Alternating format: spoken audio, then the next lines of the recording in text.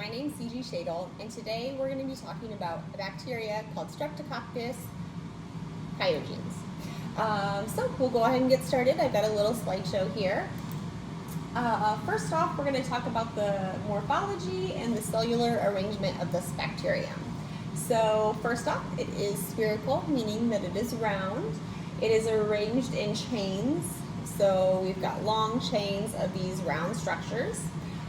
It is non-spore forming, meaning it has no spores, and then it is not mobile as well. So that is the morphology and the arrangement of this bacterium. On this slide here, you're going to see 3 different stains that have been done to the bacterium and the results. So on the first one, we have a Gram stain with the results which are positive. This is testing to see whether or not it has peptidoglycolin in the bacterium.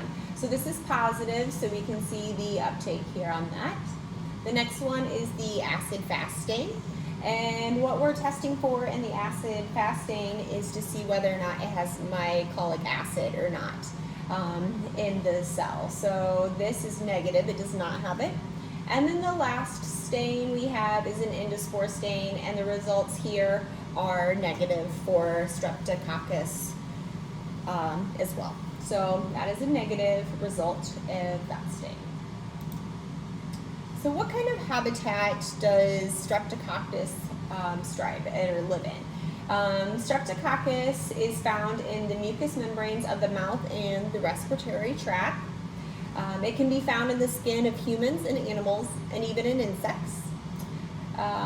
However, the most common is the upper respiratory tract. That's what it is most commonly transported through.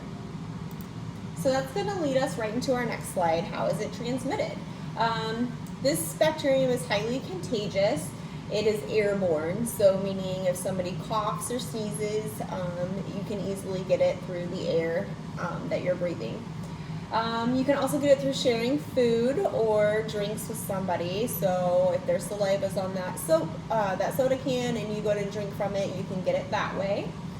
You can also get it from door handles. So if somebody coughs in their hand and goes and grabs that door handle, and you go and grab it, and then you put something in your mouth or you rub your eyes, you can also pick up the bacteria that way.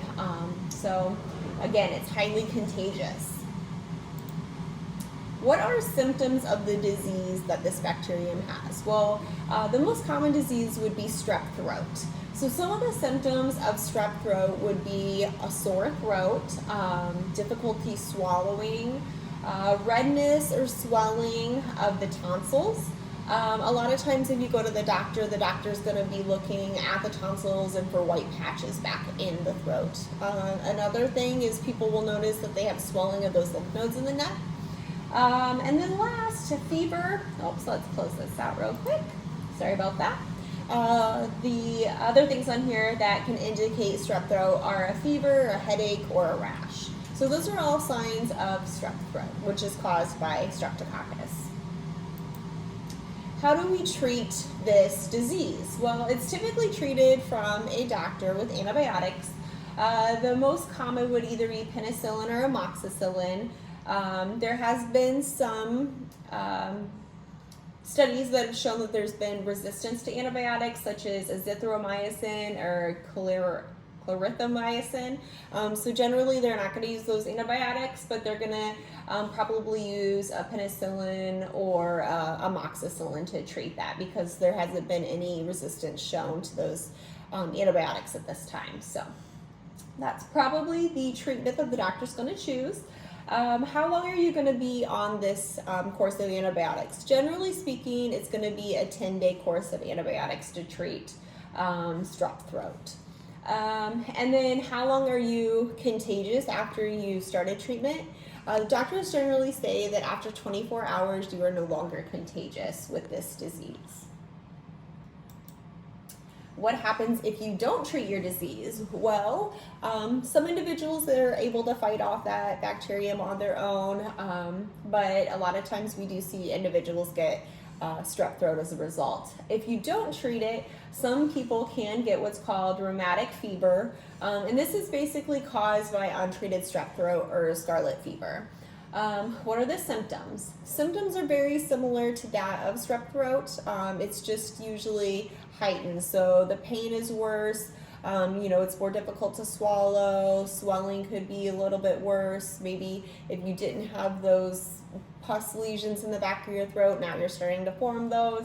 The main difference here is we're going to start seeing a tenderness in the joints. Generally, people don't see that with strep throat, but we do see it with the rheumatic fever here. So the doctors are going to treat this just as they would with strep throat with antibiotics.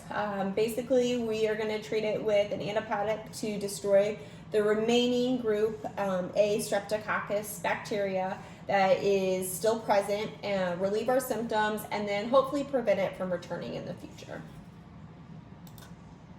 Why is it important to study this bacterium and the diseases that it can cause?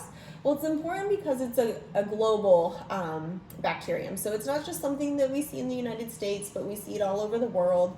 Not just, different ethnicities, or not just a specific ethnicity, but people of all walks of life all over the world have this. So it causes a wide variety of acute infection, again, throughout the world. It can be severe life-threatening infection, so if it goes untreated, it can be life-threatening. It's not as common as your, just common cold, strep throat, but it can be life-threatening if gone untreated in certain individuals. And it can also cause chronic post-infection. So that's why it's important to study it and be familiar with that and the disease that it causes. So the last slide I have on here is just a little bit of history on the bacterium. So we'll start here with Theodore Billroth.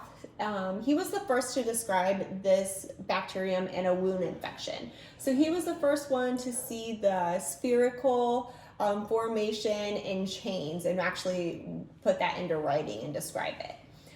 Louis Pasteur, he was the one that isolated this microorganism. He did that in the uterus of pregnant women or women who had given birth.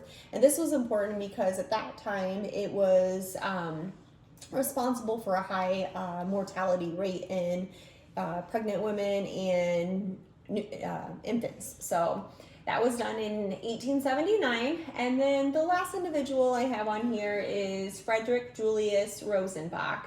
And he's on here, and because he examined